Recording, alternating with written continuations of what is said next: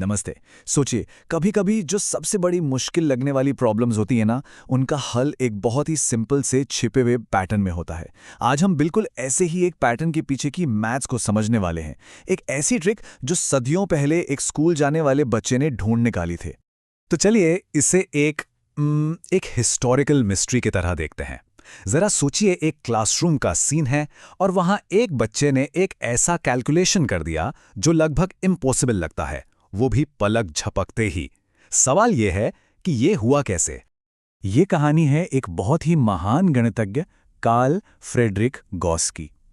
हुआ ये कि उनके टीचर ने उन्हें क्लास को बिजी रखने के लिए काम दिया। उन्हें लगा कि भाई इसमें तो घंटों लग जाएंगे, लेकिन गॉस के पास एक सीक्रेट था। तो आखिर गॉस का वो जादू था क्या?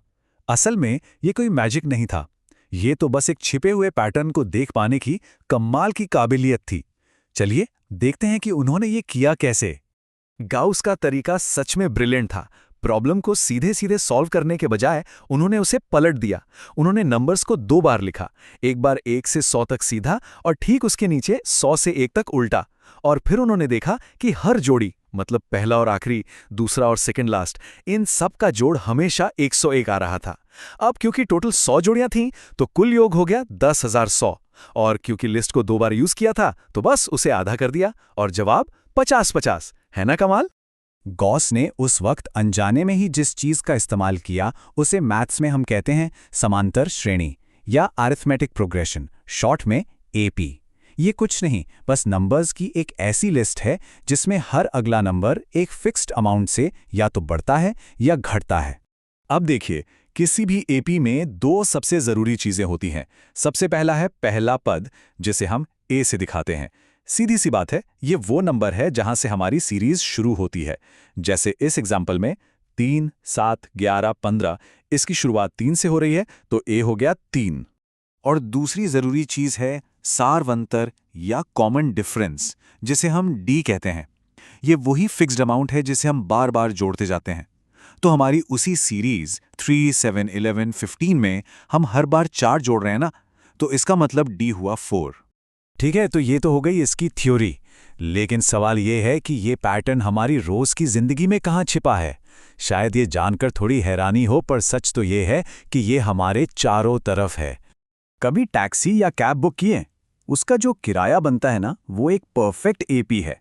जो बेस फेयर होता है, मान लीजिए 35, वो हो गया हमारा पहला पद ए। और उसके बाद हर किलोमीटर पे जो एक्स्ट्रा चार्ज लगता है, मान लीजिए 15 रुपीस, वो बन गया हमारा सारवंतर डी। या फिर किसी जॉब में मिलने वाले सालाना इंक्रीमेंट के बारे में सोचिए। अगर किसी की शुरुआती सैलरी 40,000 है और हर साल फिक्स्ड 5,000 का इंक्रीमेंट लगता है, तो हर साल की सैलरी भी तो एक एपी ही बना रही है। अच्छा, और कभी थिएटर या स्टेडियम में सीटों की अरेंजमेंट पर ध्यान दिया है? हर अगली लाइन में पिछली लाइन से कुछ सीटें ज्यादा होती हैं, ताकि पीछे बैठे लोगों को भी आराम से दिखे। ये भी एक एपी ही है। हाँ, इस थिएटर वाले एग्जाम्पल को जरा याद रखिएगा, हम इस पर थोड़ी देर में वापस आएंगे। तो अब हम एपी को पहचानना तो सीख गए हैं, पर क्या हम इसका इस्तेमाल करके फ्यूचर प्रेडिक्ट कर सकते हैं? मतलब सीरीज में आगे क्या आएगा ये बता सकते हैं? बिल्कुल। और इसके लिए हमारे पास एक बहुत ही पावरफुल फॉर्मूला है। ये है एनवे पद का फॉर्मूला। इसकी मदद से हम किसी भी एपी में किसी भी पोजीशन पर कौन सा नंबर आएगा ये पता लगा सकते हैं। और सबसे अच्छी बात, हमें पूरी लिस्ट लिखने की कोई जरूरत नहीं। चलिए फटाफट से इस फॉर्मूले को समझ लेते हैं। ए एन वो टर्म है जिसे हम ढूंढना चाहते हैं, हमारा टारगेट। ए है हमारा स्टार्टिंग पॉइंट, यानी पहला टर्म। एन है उस टर्म की पोजीशन, मतलब कौन से नंबर का टर्म चाहिए। और डी तो पता ही है, हमारा कॉमन डिफरेंस। तो फिर एक छोटा सा चैलेंज हो जाए। ये जो सीरीज है 6, 13, 20, 27, इसमें 102nd टर्म क्या होगा? अब एक एक करके गिनने बैठेंगे तो बहुत टाइम लग जाएगा, है ना? लेकिन फॉर्मूले से ये काम सेकंड्स में हो जाएगा। देखिए, हमारा पहला पद ए है 6 और कॉमन डिफरेंस डी है 7। हमें 102nd टर्म चाहिए।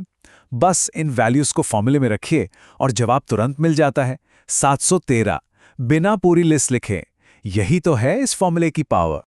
ठीक है, तो अब हम कोई भी टर्म तो ढूंढ सकते हैं, पर अगर हमें किसी एपी के बहुत सारे टर्म्स का जोड़ निकालना हो, उनका सम करना हो, तो उसके लिए भी एक शॉर्टकट है। और मजे की बात यह है कि ये शॉर्टकट गॉस की उस ट्रिक से ही निकला है। सम निकालने के लिए हमारे पास दो बहुत ही काम के फॉर्मूले हैं। पहला वाला तब बहुत यूज़फुल होता है जब हमें सीरीज़ का आखिरी टर्म पता ना हो, और जो दूसरा फॉर्मूला है वो तो असल में गॉस के मेथड का ही एक वर्जन है। ये तब काम आता है जब हमें पहला टर्म a और आखिरी टर्म l दोनों पता हों। चलिए, अब इस सम वाले फॉर्मूले को एक रियल लाइफ प्रॉब्लम पर लगाकर देखते हैं और फिर इस पूरे कॉन्सेप्ट को एक बिल्कुल ही अलग लेवल पर ले जाएंगे। याद है वो थिएटर वाला एग्जाम्पल? चलिए उसी पर वापस चलते हैं।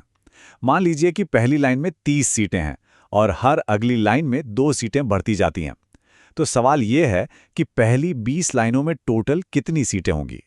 चलिए इसे सॉल्व करते हैं। हमारा पहला टर्म a हो गया 30, कॉमन डिफरेंस d है 2, और हमें 20 लाइनों यानी n = 20 का सम निकालना है। अब इन सारी वैल्यूज को हमारे सम वाले फॉर्मूले में रखते हैं और कैलकुलेट करने पर हमें मिलता है 980 सीटें। इससे पता चलता है कि ये फॉर्मूला प्लानिंग और डिज़ाइन जैसी चीज़ों में कितना ज़्यादा यूज़फुल हो सकता है। अब जरा एक बात सोचिए, अगर ये सिंपल सा पैटर्न सीटों को अरेंज कर सकता है, तो क्या ये कुछ और भी बड़ा और भी शानदार बना सकता है? जवाब है बिल्कुल। मैथ्स की यही हार्मनी जो हमने एपी में देखी, वो दुनिया की सबसे खूबसूरत बिल्डिंग्स में से एक के डिज़ाइन का बेस बनी।